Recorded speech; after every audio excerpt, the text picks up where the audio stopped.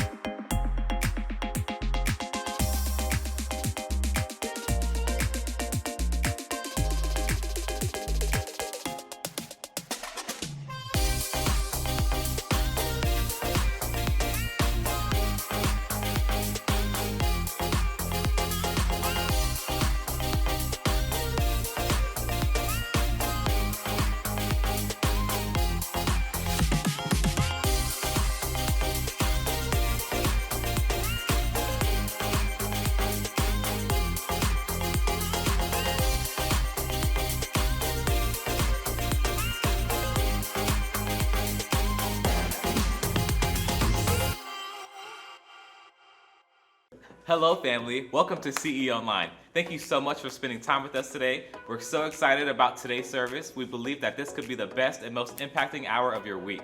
Throughout the service, if you have any questions, comments, prayer requests, please go to churchexperience.tv/connect or just pull out your camera app, hit the QR code to connect with us. If you have any questions, want to know what's going on here at CE, just hit the subscribe button right here. We would love to hear from you and we'll be praying for you. We're ready to dive in. Would you stand to worship with us as we sing songs to Jesus?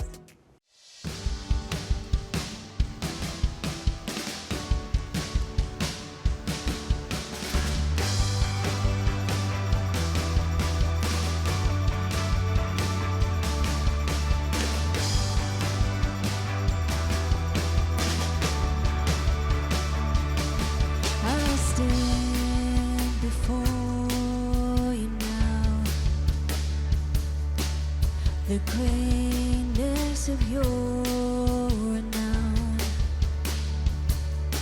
I've heard of your majesty and wonder of you, King of heaven. In humility I bow as your love in wave after wave crashes over me, crashes over me. For you are for us, you are not against us.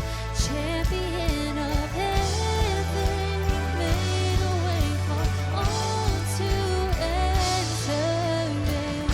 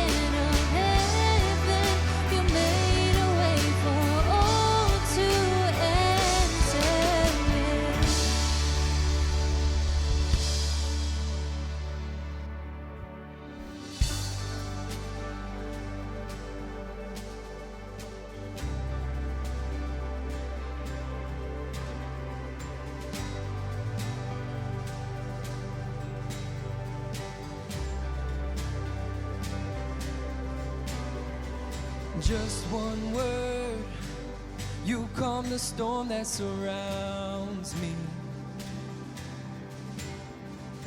Just one word, the darkness has to retreat. Just one touch, I feel the presence of heaven. Just one touch, my eyes were open to see. My heart can't help but believe. There's nothing that our God can't do. There's not a mountain that He can't move. Oh, praise the name that makes a way. There's nothing that our God can't do. Just one word, you heal what's broken inside me. Just one word, and you revive every dream. Just one touch, I feel the power of heaven. Just one touch, my eyes were open to see. My heart can't help but believe. There's nothing that our God can't do. There's not a mountain that He can't move. Oh, praise the name that makes a way. There's nothing that our God can't do. Oh, there's nothing that our God can't do. There's not a prison wall He can't break through. Oh, praise the name that makes a way. There's nothing that our God can't do.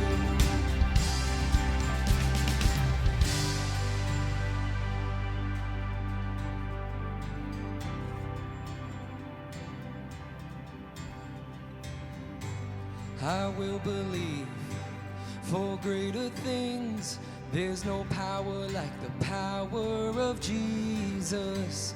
So let faith arise, let all agree. There's no power like the power of Jesus. I will believe for greater things. There's no power like the power of Jesus. So let faith arise, let all agree. There's no power like the power of Jesus. I will believe for greater things. There's no power like the power of Jesus. So let faith arise, let all agree. There's no power like His power. There's nothing that our God can't do. There's not a mountain that He can't move. Oh, praise the name that makes a way. There's nothing that our God can't do. No, there's nothing that our God can't do. There's not a prison wall He can't break through. Oh, praise the name that makes a way. There's nothing that our God can't do. No.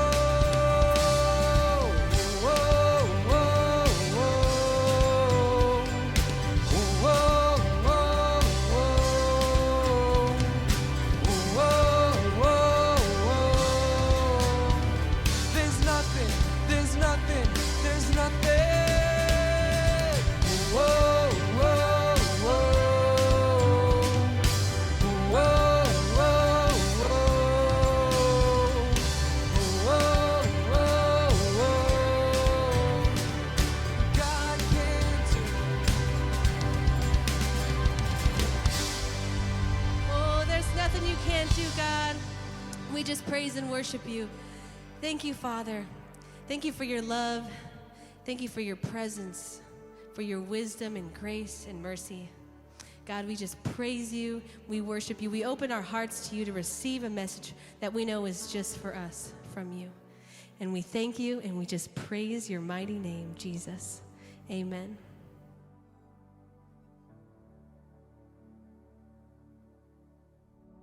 Hello, ladies and gentlemen, and thanks for tuning in as we are starting a new season of life groups at Church Experience. Today, we have some very special guests joining us who have some great insight for us all as we near this upcoming season. So let's jump in. Guys, thanks for being here with us today. Can you please tell us your name and a little bit about your life group? Hi, I'm Erin Emmington, and we're part of the New Experience Life Group.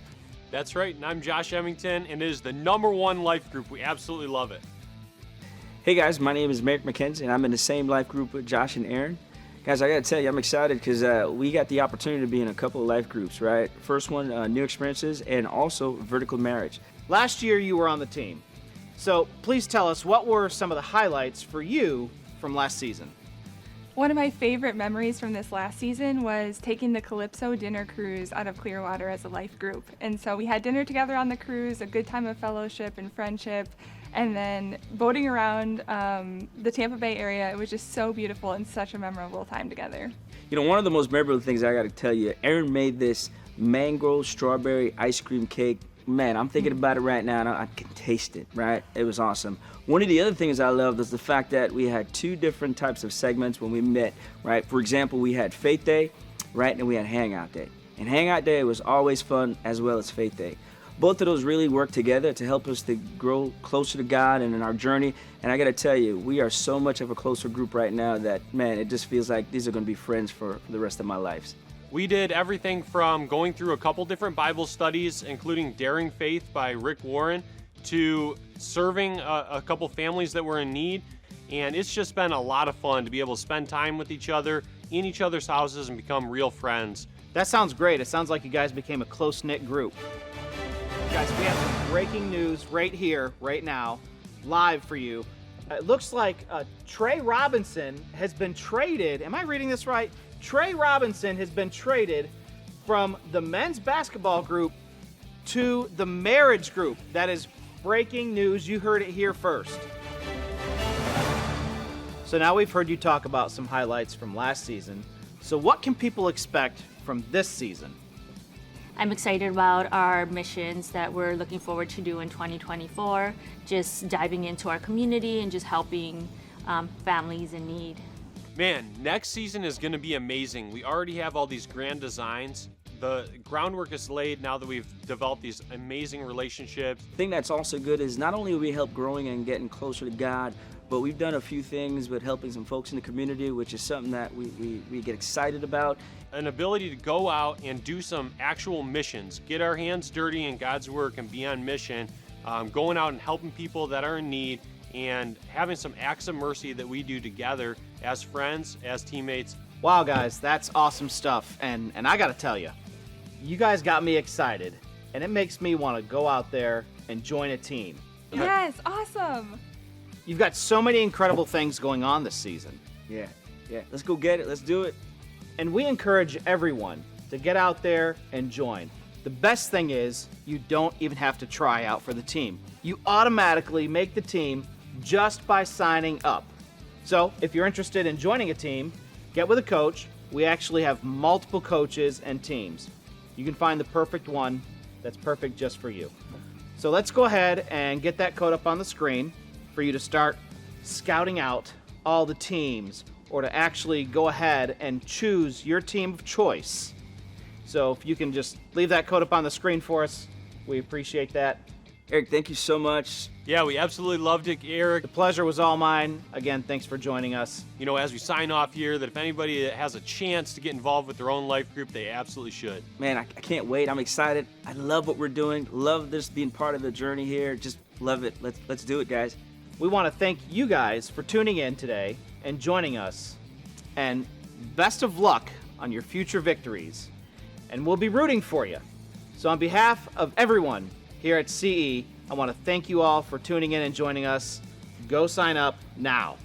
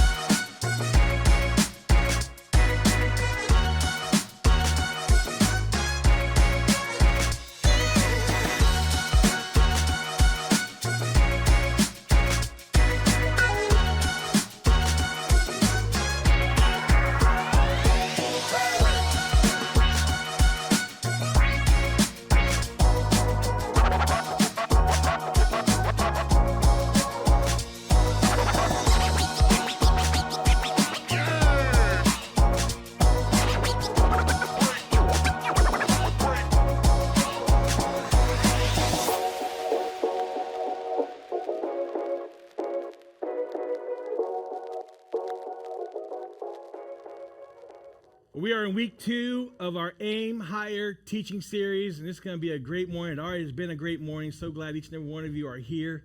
And you guys worshiped well today, all right? That's awesome. I just love to watch you guys engage in what God is doing, and so thank you for being a part of this morning and part of this day. This is a time of year, as we talked about last week, it's a season of self-improvement, isn't it? This time of year, it's a season of self-improvement.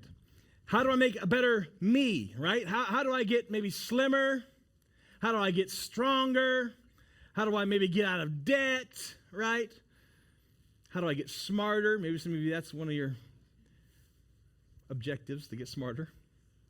And one of the things that some of us like to do is set up some goals.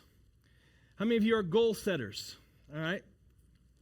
We set up some goals, some self-improvement goals. We want to have some goals for this year. And some of the most successful people I know are goal setters. And recently, one of my former youth pastors, back from when I was in high school, I don't know why he still kept this, but he sent me in the mail a list of goals that I had when I was 17 years old, a junior getting ready to be a senior in high school, all right? And I thought it might be a little comical to read some of these things, all right? Some of my goals back then, okay, it was broken up into 3 categories. I had, daily goals and short-term goals and long-term goals, okay? So the spiritual area of my life, all right? The daily goal was to keep doing my daily devotions every day, even if I don't want to. I'm still struggling with that one, all right? Every day, even if I don't want to, I'm going to do it. And then there's the short-term goal. It's become ready to go on my summer mission trip. I was getting ready to go on a summer mission trip that year, so I wanted to be spiritually ready to go on my summer mission trip. And then my long-term goal is to be the spiritual leader I need to be so that I can become a pastor. All right, so I'm 17 years old, and so that goal is reached, right? I've got some academic goals, okay? Do all my homework. Maybe I had a habit of not doing that so much. My short-term goal was to get through this year. Again, I was getting ready to be a senior, so get through that year. And my long-term goal was to graduate, all right? Let's just get there. Let's graduate. Let's get this over with, okay? Then I've got some financial goals, all right? Check this one out. Earn a lot of money. That's a good goal to have. The short-term goal was to spend it wisely, okay? The long-term goal was to keep it. All right. And I had some social goals, all right? Remember, I'm 17 years old, all right? So meet friends was my daily goal, meet some friends. My short-term goal was to meet girls, okay? And then my long-term goal, I'm not sure what I meant by this, but have fun, but be wise. Again, friends, girls, have fun, be wise. Then there's some physical goals. I put this goal, work out 100%, all right? No cheat day, work out 100%. I wanted to bench 300, all right? And I got that. And then long-term goal was to be the best at whatever sport I wanted to do. I was playing football, I was doing basketball and different things like that. So I want to be the best at what I could do in sports. So that is the goals of a 17-year-old high school student, all right? So maybe you've got some goals for you. Maybe they're a little different than those goals, but you've got some goals. And before I jump into the message, I want to give you a quick relationship tip as it relates to goals, okay? So pay attention here. Never set goals for other people, all right? Now, I'm telling you, that's gold right there. You should be writing that down, talking in your phone, taking a note, whatever it is. Never set goals for married people. And all the married people in here are laughing at that because you've tried that. Right? You've tried that. You've tried to set goals for other people. But you should never set goals for other people. You should never say, honey, this year I have a goal for you, and I want you to don't do that. All right? That is not going to work, because if you do that, you won't have a honey next year to do that with, okay?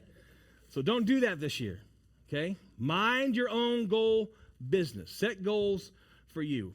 Now, having goals is a good thing. But just like the goals I had, all right, it was all what I wanted to do, what I needed to do, right? Our goals tend to revolve around a single question. We looked at this question last week, and this, what should I do about me? Right? That's what our goals revolve around. We're consumed with things that we need to start doing, what we need to stop doing.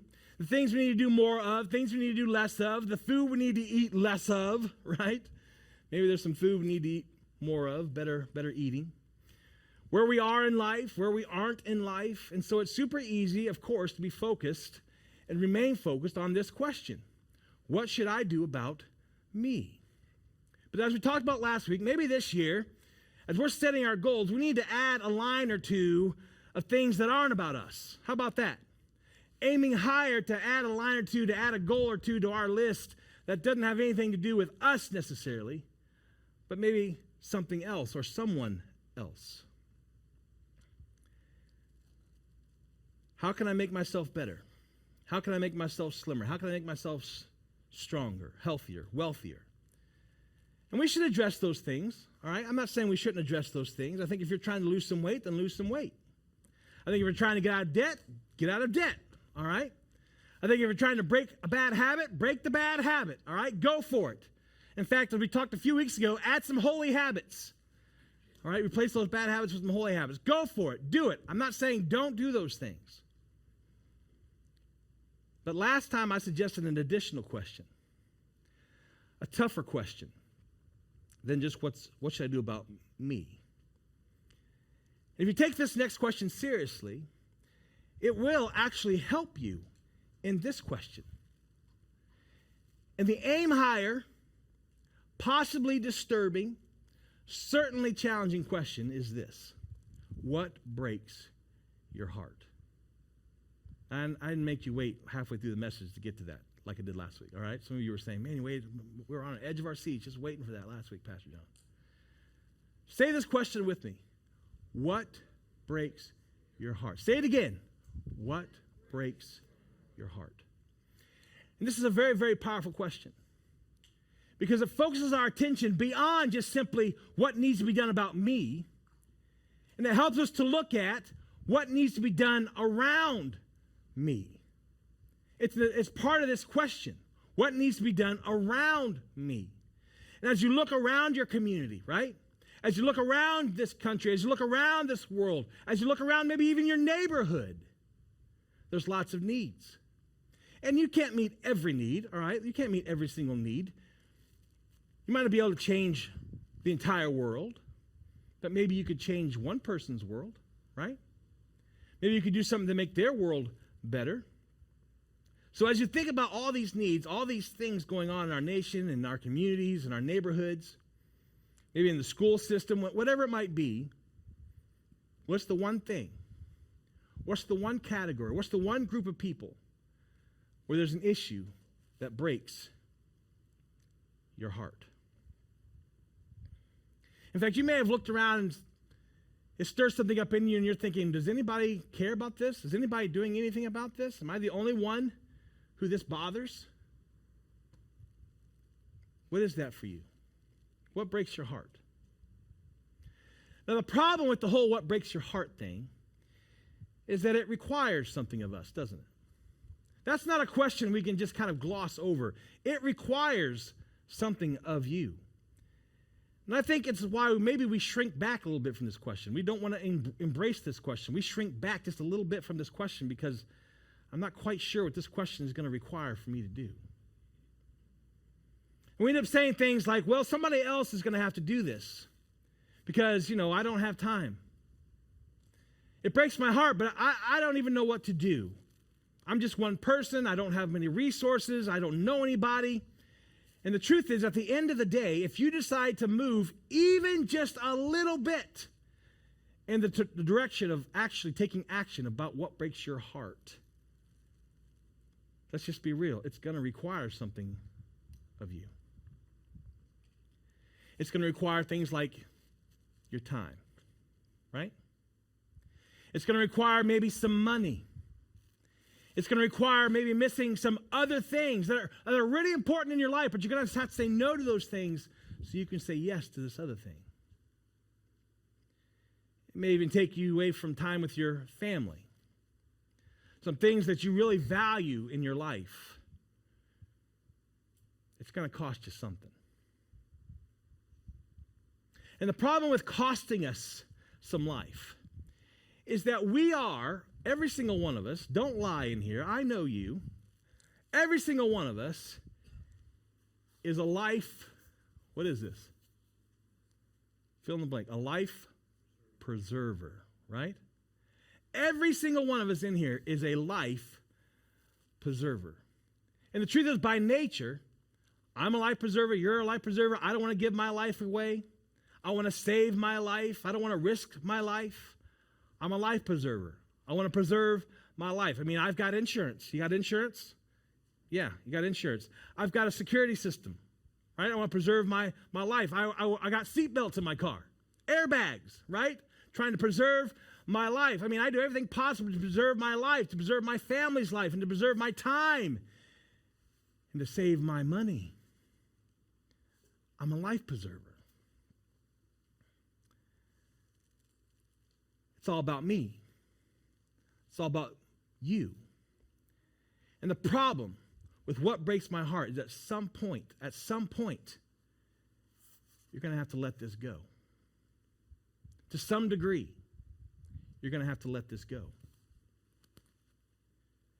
Because it's going to cost you something. And we begin to feel like, wait a minute. I'm losing my life here. I'm losing my safety net. I'm losing what I can control.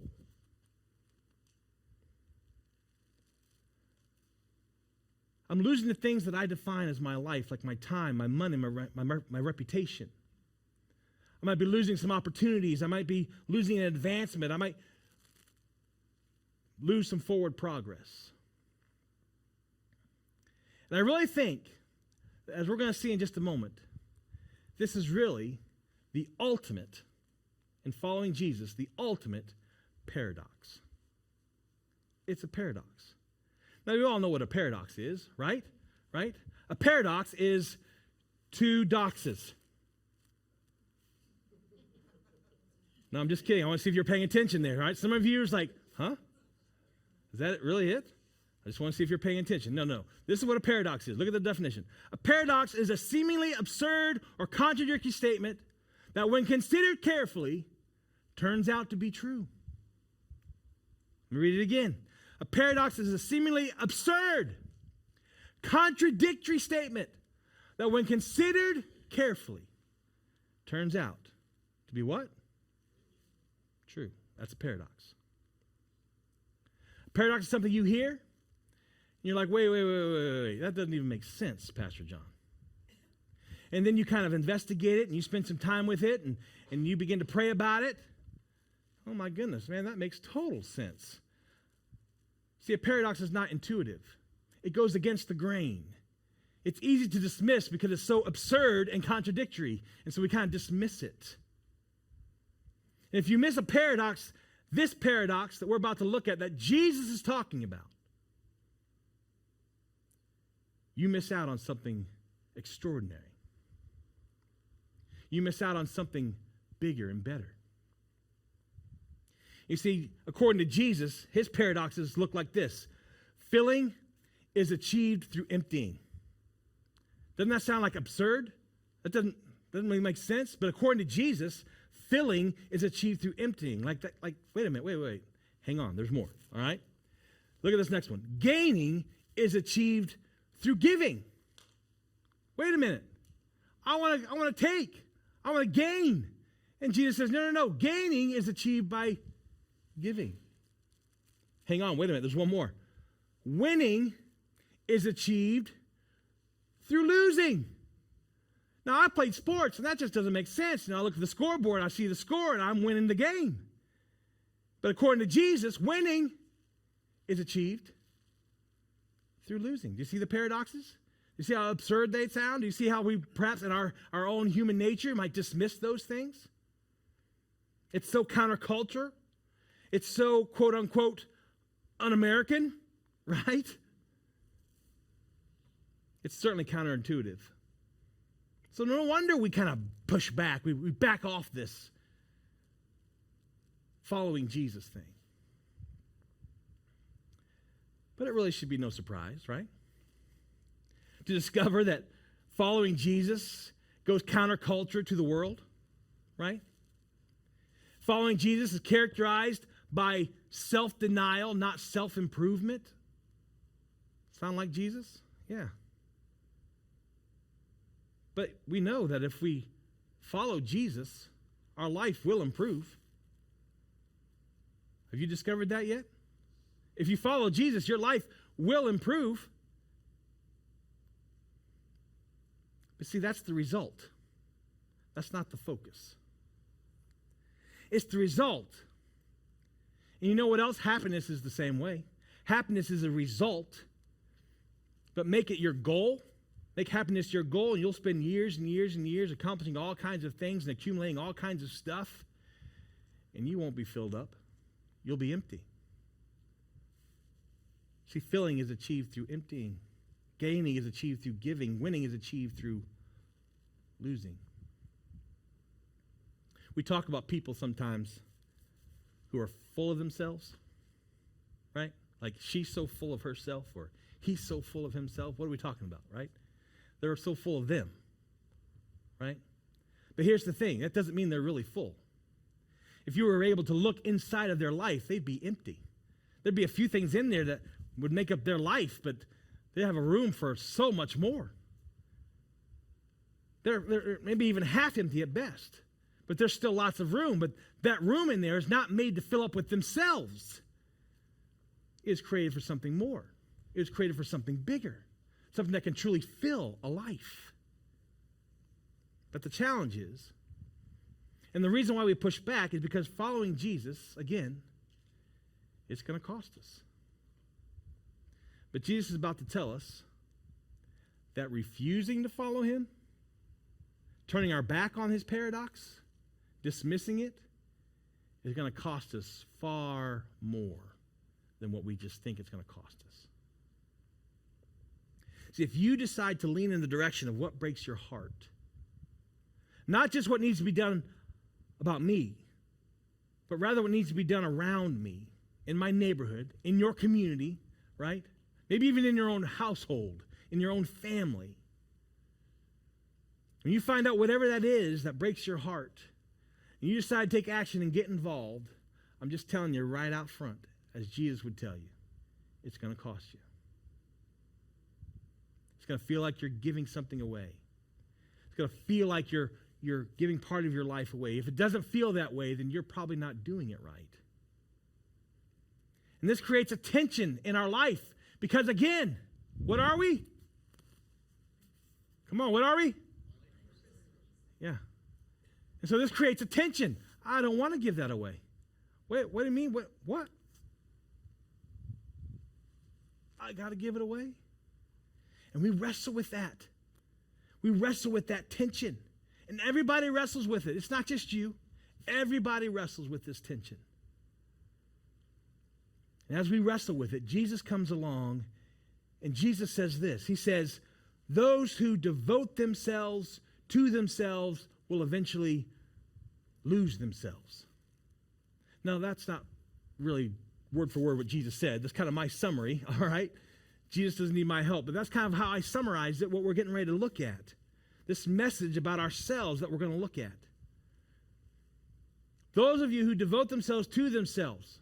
In other words, I'm going to preserve my life. I can't afford to give anything away. I can't afford to not be a life preserver. I can't afford to give that up. It's about me. It's about me. It's about me. It's filling my life with me. Those who devote themselves to themselves will eventually lose themselves, which is what we all naturally want to do. But Jesus says if we do that, we're going to lose something far greater, far bigger. In other words, Jesus says in an attempt to preserve your life, an attempt to be a life preserver, in the end, your life will be a total loss. And so Jesus, the master teacher, tells us how to avoid that problem. Okay? You ready for it? Come on, you ready for it? If you have a Bible, turn to the book of Mark. In the New Testament, the gospel book of Mark, Matthew, Mark. We're going to look at Mark chapter 8. And Jesus is walking along, and he looks over his shoulder, and there's this crowd. There's this crowd. Because everywhere Jesus goes, there's always a crowd. There's this crowd. In the beginning of this chapter, it tells us that this was a large crowd. A large crowd had gathered around Jesus. If you want to do something interesting, go through the whole book of Mark and just put a mark next to the word crowd. It's everywhere. Crowd, crowd, crowd, crowd. Jesus is always surrounded constantly by crowds. Now, by just reading it, we don't really have a sense of what that means, but if you were to stop and imagine what that means, to be surrounded by a large crowd of people everywhere you went, that would kind of be, bombarding almost. People everywhere. The crowd's filled with maybe some smelly people, some sick people, some hurting people that want to reach out and touch you and want you to touch them because they want a healing, right? It would have been hard for Jesus to kind of break from that crowd. He can't just jump into a black Escalade and zoom off, right? What's he got? He got like a donkey, right? He's got a donkey, so he's like, hey, let's go. Let's get out of here. Let's get on our donkeys. And they start going, and everybody's kind of just walking with him, Like, you're not going very fast, Jesus. You're not getting out of here, Jesus. We're with you. So Jesus is surrounded by these people, these smelly people, these sick people, people with sores and issues of blood, and they wanted Jesus to heal them, and who could blame them, right? So there's this crowd. And Jesus knows this crowd. Jesus is able to look right past the surface into the heart, and he knows that this is a what is in it for me type crowd. What's in it for me type crowd? That they want the healings, they want the miracles, they're following Jesus around because they want their life to be impacted. It's a what's in it for me type crowd. So here's what the text tells us. Mark, who got his information from Peter, so Peter is dictating this to Mark, and Mark is writing it down. Let's look at verse 34. Mark chapter 8, verse 34. It says, then he called the crowd to him along with his disciples. So he's like, all right, everybody. Jesus is like, come on, gather in. Hey, yeah, you over there. Come on, everybody, come on. Disciples, yeah, you come over here too. Yep.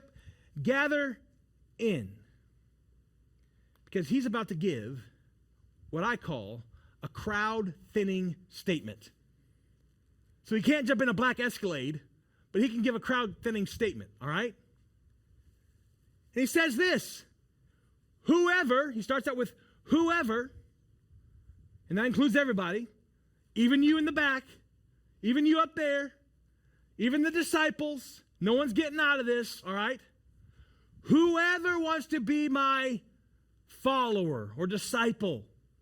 And the crowd's thinking, of course we want to be your follower, Jesus. We've been following you for days and days. We're always following you, Jesus.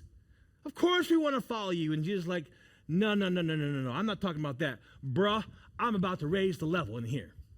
All right? Anyone who wants to follow me, he says this, must deny themselves, take up their cross, and follow me. You ready? Let's go. And they're thinking, wait. What did he just say? It's a paradox.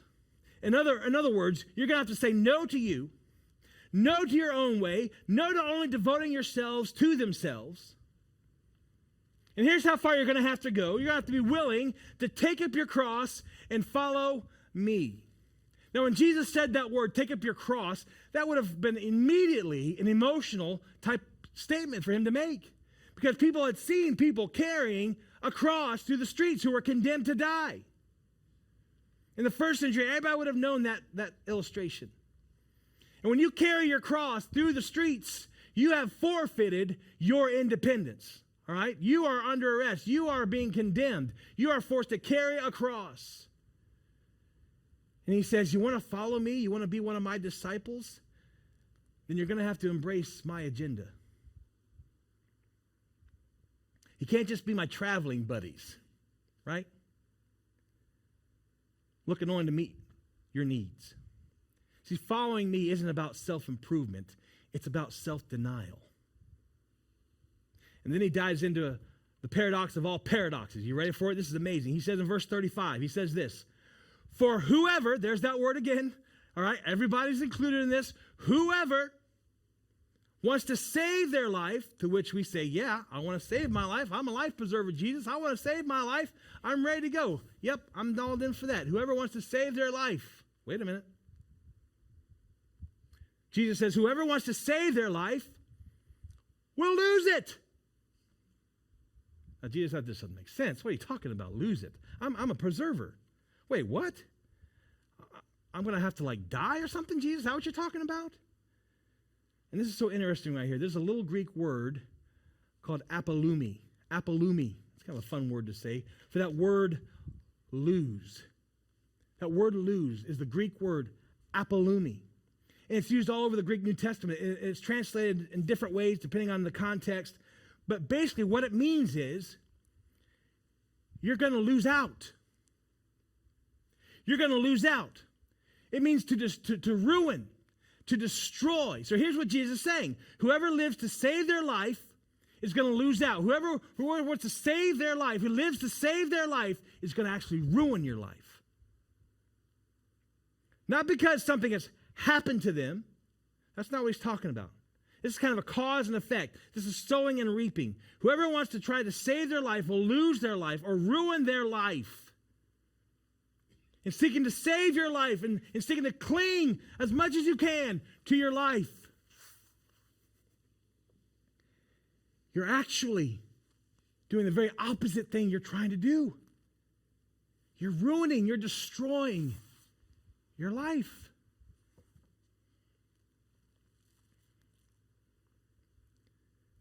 That in your attempt to hang on to all your life, to preserve everything,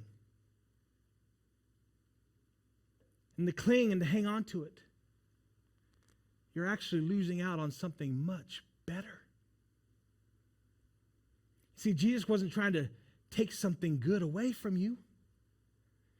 He's trying to tell you and tell them that I've got something better for you. I'm making you a better offer here. I know it doesn't feel like it, but trust me, I'm making you a better offer. But you'll never be able to say yes to my offer until you learn to say no to you. You see, as long as you're all about you, you can't really be all about anything else. It consumes your life. Because again, those who devote themselves to themselves will have nothing but themselves to show for yourself. Those who devote themselves to a life that's all about them, even if they accomplish all kinds of things, even if they accumulate all kinds of stuff, the person who's all about them, Jesus says, in their attempt to devote themselves to themselves, they actually lose out on something much bigger, much better. Because in the end, we know this to be true. We've been to funerals. In the end, you're going to lose it all anyways. You can't take it with you. All this stuff, all these things that you seem to have acquired over your life, it's all about you. You're going to have to let them go anyways.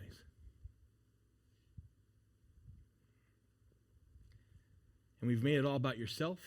You'll have nothing to show for your life. And Jesus, what he's actually trying to do is save each and every one of us from a wasted life, focusing on the wrong things in this life. Again, it's a paradox. It's like, wait. What are you saying, Jesus? What are you asking, Jesus? And Jesus says, listen to me. I'm inviting you. It's an invitation to live your life in the way that I created you to actually live it. And to be honest with you, it doesn't work any other way.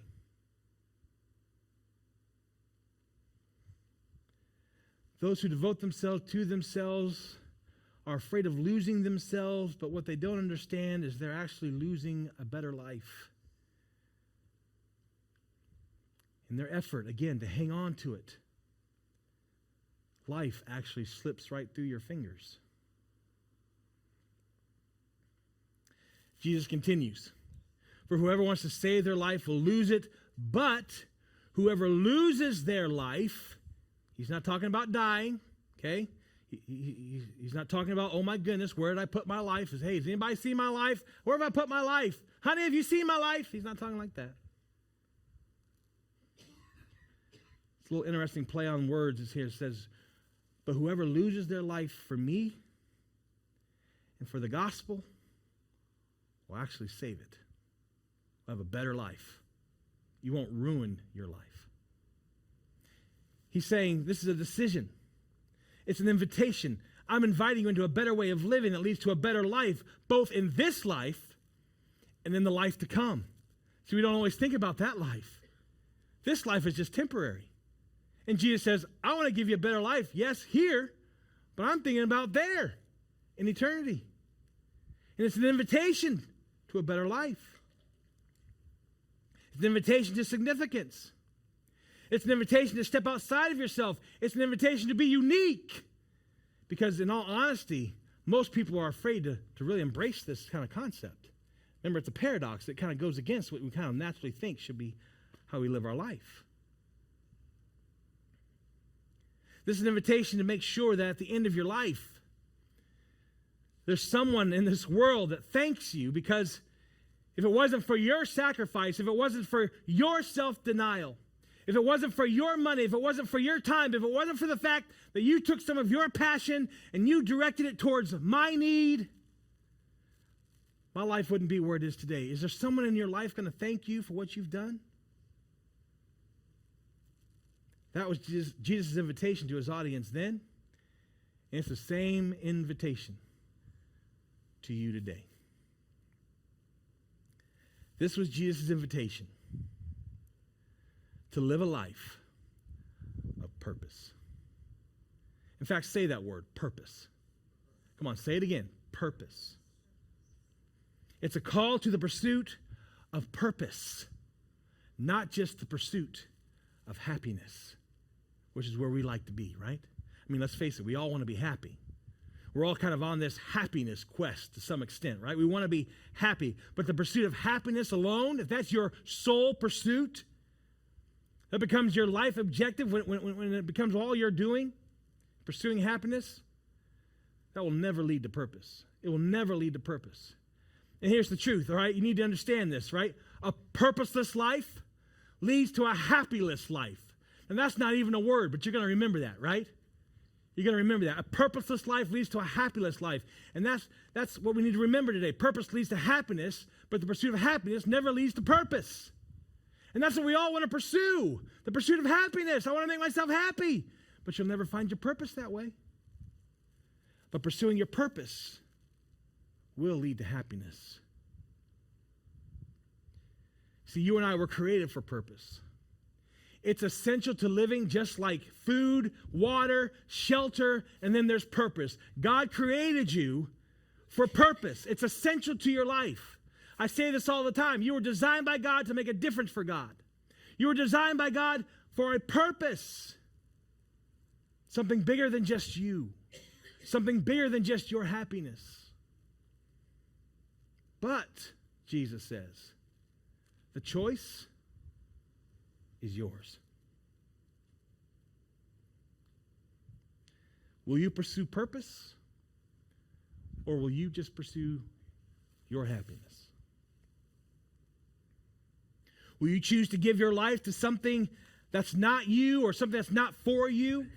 Will you choose to believe that not everything is about you, that not everything that you receive is for you, but it's supposed to be given through you? Will you choose to aim higher, to lose your life by actually distributing it to others, to treat your capacity, your gifts and abilities, your talents, your resources like seeds to be planted in the hearts of other people, in other people's life? Something that isn't you, or something else that isn't you, something that's bigger than you. This isn't about being a martyr for Jesus. This is bigger than just your physical life. This is not a call for Jesus followers to just throw their lives away. This is an invitation to choose to say, Jesus, your way, not my way. You're the supreme authority in my life. I'm making the decision today to allow you to lead me outside of me There's something bigger and better than just me. Remember how this conversation kind of got started. This discussion began with a group of people Jesus called to himself. People who were in it for themselves type people. And Jesus is like, no, that's not what following me is about. It's about self-denial, not self-improvement. It's about making a difference in this world for God, not just making a better version of you. It's about choosing to pursue purpose, not just happiness. And so the question Jesus is asking all of us, whoever, is this question. Do you want to follow me? Not just be my traveling buddy. Do you want to follow me? Do you want to be one of my disciples? Do you want to really be a part of what I'm doing? Yes, Jesus, we really do. We really do. Then you must deny yourself, take up your cross, and follow me, he says. You must give yourself away, just like I came to give myself away. Now, when I was younger, I didn't really pay much attention to purpose, all right? In my list of goals, there wasn't a whole lot of what's my purpose kind of thinking in that. But at some point in our lives, and the sooner you discover this, the better, all right? I know some of you in your 20-somethings, things like that, the sooner you discover this, the better. But at some point, we all discover that when we get the stuff, no matter how much stuff we actually accumulate, when we get the stuff, no matter how successful you are, no matter how unsuccessful you are, no matter what you own, no matter what you don't own, no matter where you are, no matter where you end up, at some point along the way, everybody asks the same type of questions. And they might be in different forms and different words, but basically the question is this: does my life matter? We all get to that point. Does my life matter? Have I made any difference at all? And the answer to that question, if it's been all about you, no, it doesn't matter. See, you'll have nothing but yourself to show for yourself. And Jesus, your creator, knew that, and he knew that no matter what you do, don't do, try to do, fail at some point you're going to be looking in the mirror thinking, does my life have any purpose at all? Does my life matter at all? Is there any purpose to any of this that I've done? And Jesus says, yes. But it's not found in you. It's not found in self-improvement. Because you can be the most self-improved person on the planet and still be completely empty. Your life be very shallow. Because again, according to Jesus, filling is achieved through emptying, which doesn't make any sense. Because it seems like if I filled myself up with me, then I'd be full, right? More stuff, more happiness. I'd be full. But you're not. This is why we push back. This is why there's a tension. But Jesus says if you focus on you, you're going to be empty. You see, you're not enough for you to give your life to. Let me say that again. You are not enough to give your life to. Here at CE, we talk a lot about serving, okay? And we like to have this saying that if you're not serving, your life probably swerving, right? And I recently heard a story about a man named Tom who was a successful architect in a big city. And he's a very busy guy. It's a very busy architect firm. And he has a family, wife, 2 kids. And he and his family began to attend a church plant, kind of like this one. And like all church plants, there are lots of needs, lots of places to serve. And Tom wanted to serve. He wanted to make a difference. So he has a conversation with the pastor. And after talking to the pastor, it's determined that one of the biggest needs, as you might imagine, is kids ministry, right? There's always a need for more volunteers, more people to come and serve in kids ministry. And Tom didn't really know much about serving in kids ministry, okay? He didn't really know much about it, didn't really have an understanding what it really meant. He's decided if it needs done, I'm willing to do it. I'm willing to step in. I'm all in, Pastor. I'm all in. And God just kind of confirmed that in his heart. And he began serving week after week, Sunday after Sunday. And after a few years of doing that, he hears about an opportunity to go on a missions trip. They're taking a missions team to Asia to run a kids camp for these kids. He said, I want to do that. I want to take a week of my vacation and go fly halfway around the world to help kids know about Jesus. I'm down for that. I'm in. I'm going. And on 8 years of doing that, he went on like 5 mission trips in 8 years. He's loving it. He's all filled up. His heart is so full. He's making a difference. He's seeing God move in the hearts of these kids. So in addition to these mission trips, he's still serving in this kids ministry week in and week out, Sunday after Sunday. And one day Tom was at a kind of a missions conference doing a question and answer session with a group of people. And he was sharing about his experience of serving in this ministry for now over 15 years of doing this type of ministry, kids ministry. And someone asked, Tom, how have you maintained your passion? How have you maintained such a passion for these kids after 15 years of serving in ministry? I mean, you're not the pastor. You're not getting paid to do this. You're not even on the church staff. You're just an architect. And Tom said something that is so powerful and speaks right to the heart of what Jesus is inviting you and me into today. This is Tom's response. He said, for me, it's difficult just to go back to a normal, everyday Sunday once you've tasted purpose. Isn't that great? In other words, it's impossible. The thing about just going back to Sundays where it's just, honey, let's make sure we get there on time. We got to leave at a certain time. Honey, let's get there. If we don't get there on time, someone's going to sit in our seats. Hey, can you move over a little bit? We're going to sit right here. Is that okay? Can you move down a seat? Hey, I got this great parking spot, right? Hey, they sang my favorite song today in church. Hey, and what am I going to do for lunch? And you go to church, and you go home, you check the box, went to church, and you say, Jesus, did you see that? We went to church. Check, check. And it's just zip, zip, zip. Get in, get out, put the check mark in the box. And Tom says, after you've engaged with something that you feel like God is up to, once you step into the realm of pouring your life out and getting so filled up, he said, I can't even imagine going back to just an everyday, normal, just go to church and go home Sunday because I've tasted purpose. Now listen.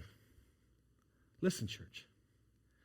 I know our tendency is to push back on this. I know that there's tension around this concept.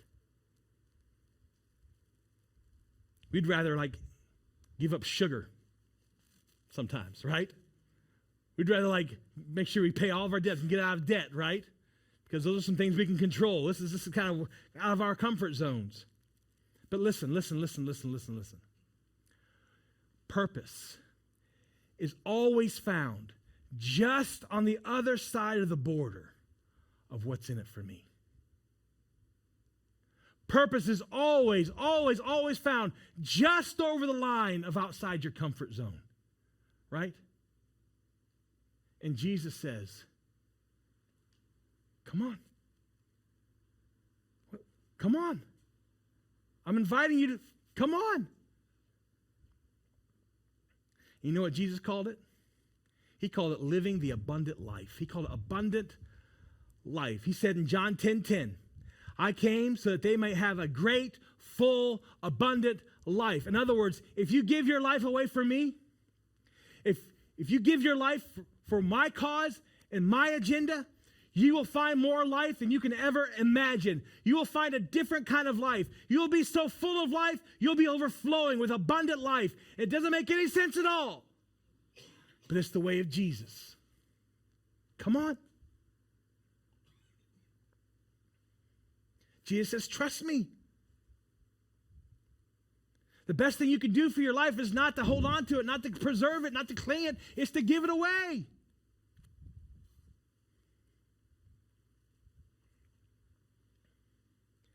So you can be filled up. And so we're back to our pesky little question. What breaks your heart? Are you going to do anything about it?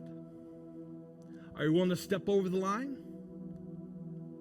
Would you be willing to at least spend some time at least thinking about this question?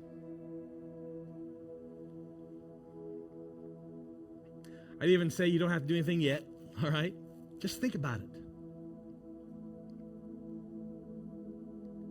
You don't have to pack up and move yet. You don't have to sell stuff yet, all right? Just think about it.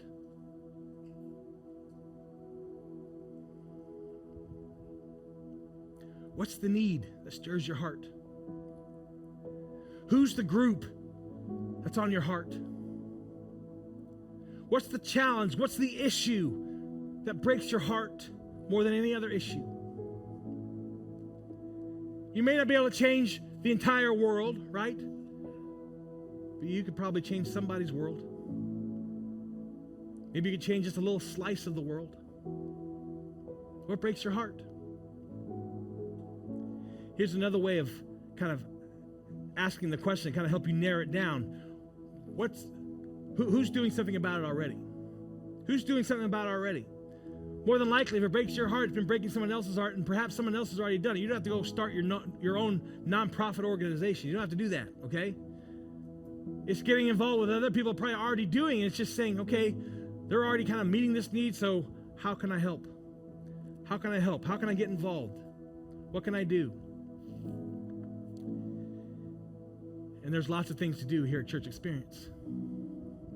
I can't think of any better thing to give your life to than the cause of Christ. You see, there's people who die every single day without knowing Jesus. And it breaks my heart.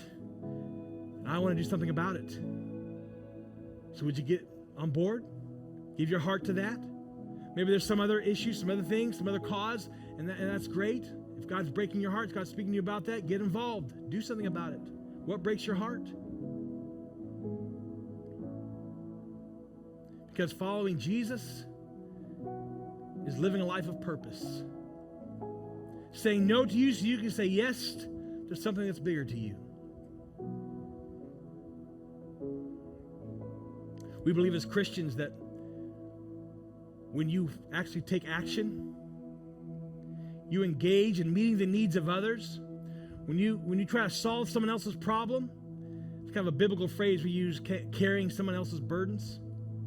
Right? When you start doing that, you've entered into the activity of what God's doing. I want my heart to break for the things that break God's heart. Because that's what he did for me. You see, when he looked into this world and he saw my sin and he saw your sin, it broke his heart. He didn't see it and just change the channel, go on with his day. No, he wanted to do something about it. And so God sent his son, Jesus, to wade hip deep into my sin, into your sin, to do something about it because it broke his heart. So come on. Jesus says, come on. Let's go. Because again, whoever devotes themselves to themselves will have nothing but themselves to show for themselves, a wasted life. But, look at this. If you devote yourself to more than yourself, you will have more than yourself to show for yourself. Are you with me? Would you bow your head and close your eyes?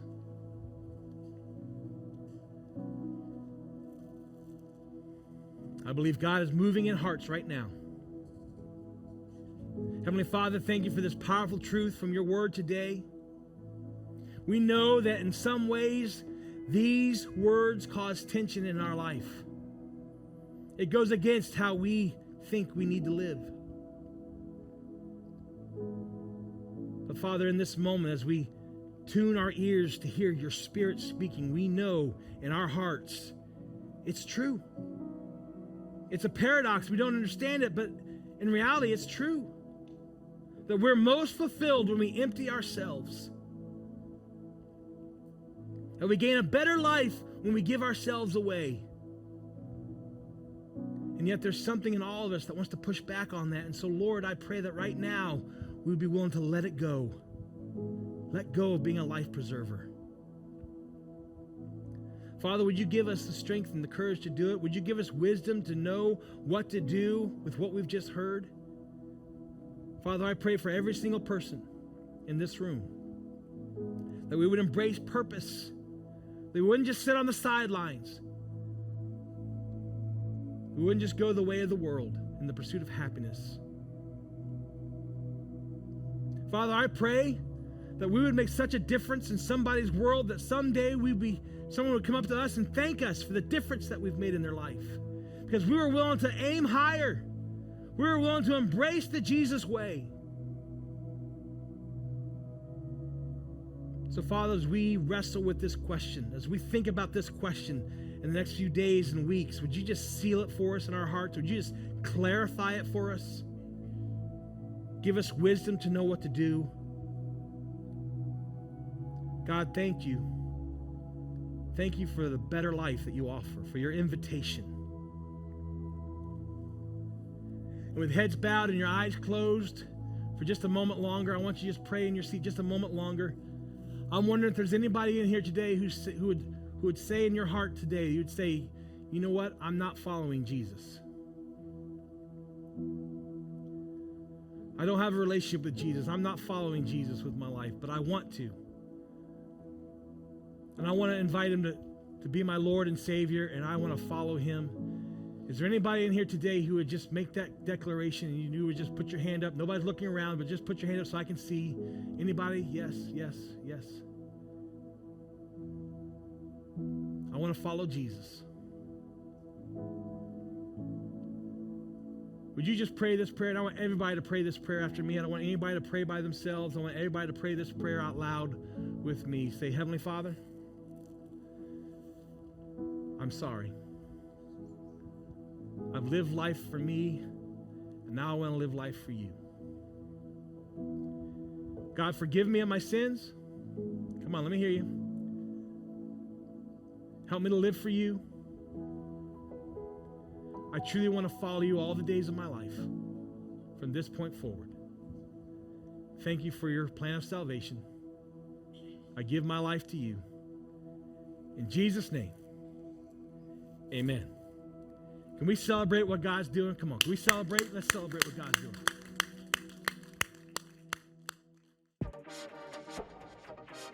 Before our usher team comes forward to receive our tithes and offerings and response cards, here's a few important things happening with our CE family. Life groups are fun, supportive groups of people where you can find healthy relationships, deepen your connection with God, and serve with others. This is a great place to meet others who want to experience a life together in Christ. Check out the updated list of available life groups on the Church Experience website. Click on your campus from the main page and then go to life groups. This is where you get connected. Life is so much better together. As our ushers come forward to collect our response cards and to receive our tithes and offerings, the generosity of God's people fuels the expansion of God's church in the world. There's no better investment to make beyond raising up more followers of Jesus. Would you please consider joining the faithful givers that are a part of CE who are sacrificing so others can follow Jesus through CE? You can give on our website, on our CE app, and in the service, or by mailing in a check. Every gift matters at CE. Thank you so much. Thank you for being on mission with us to help more people experience a full life in Jesus Christ.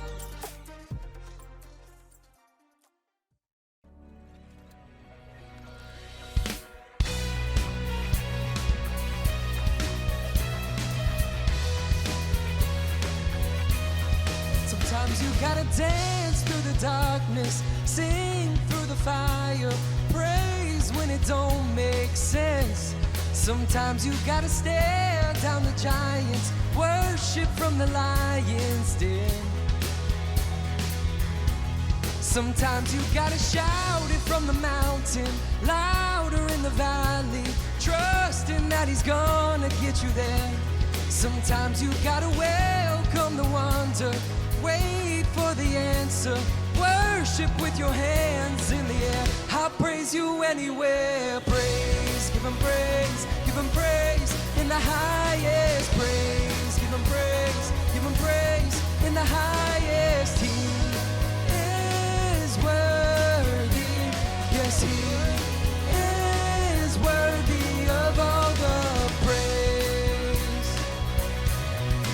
Sometimes you gotta praise in the prison, cry out to heaven, shout it till the doors swing wide. Sometimes you gotta stand on your shackles, brave in the battle, worship with your hands held high.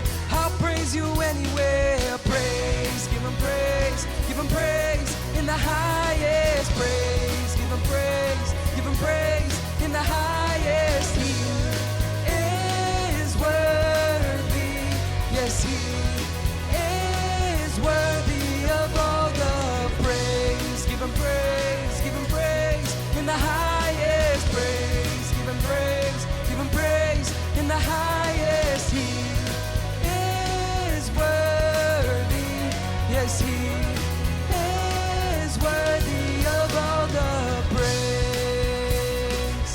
I'll praise you anywhere. On mountains, in valleys, I know that you're with me there.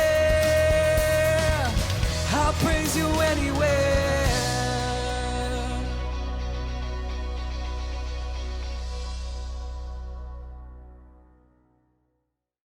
I had the best time today, worshiping and learning with you.